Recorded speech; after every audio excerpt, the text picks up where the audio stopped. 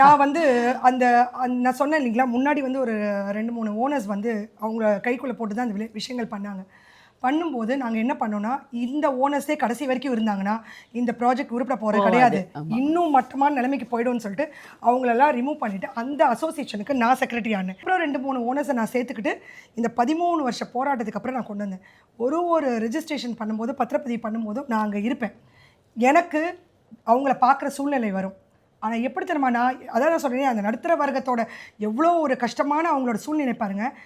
எனக்கு செம்ம காண்டா இருக்கும். நம்மள நிக்க வச்சுட்டாங்களேன்னு கோவம் இருந்தாலும், வெளியில போய் அந்த ரிஜிஸ்ட்ரேஷன் அப்போ வாங்க. ஏன்னா அவங்க தாங்க அடமானம் எடுக்கணும். அடமானம் எடுத்தா தான் நாங்க எங்க சொத்த விக்க முடியும். அப்ப நாங்க சிரிச்சுட்டு தான் ஃபேஸ் பண்ணணும். ஆனா நான் ஒரு என் மனசார நான் வந்து நினைக்கிறது வந்து, உப்பு தின்னவன் தண்ணி குடிச்சு தான் ஆகணும்.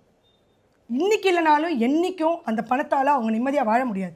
இன்னைக்கு நாங்கள் பட்ட இந்த 13 வருஷம் மன உளைச்சல் அவங்களுக்கு ஒரு காலத்தில் வரும். சின்ன வயசில் இருந்த ஒரு பையன், சின்ன வயசில் இஸ் ஆல்மோஸ்ட் 40s அண்ட் 45ஸ்ல இருந்த ஒருத்தர் வந்து he died. The guy who actually took all அந்த டாக்குமெண்ட்ஸ் எல்லாம் எடுத்து கொடுத்து இது பண்ணி அவங்க கிட்டேருந்து காசு வாங்கி சொந்தமாக ஒரு கம்பெனி ஆரம்பிச்சிருக்காங்க. எங்க அல்லாட்டி அவர் அல்லாட்டியே அவங்க கிட்டேருந்து காசு வாங்கி சொந்தமாக ஒரு கம்பெனி ஃபிக்ஸ் பண்ணி கொடுத்து ஆரம்பித்த பையன் செத்துட்டான்.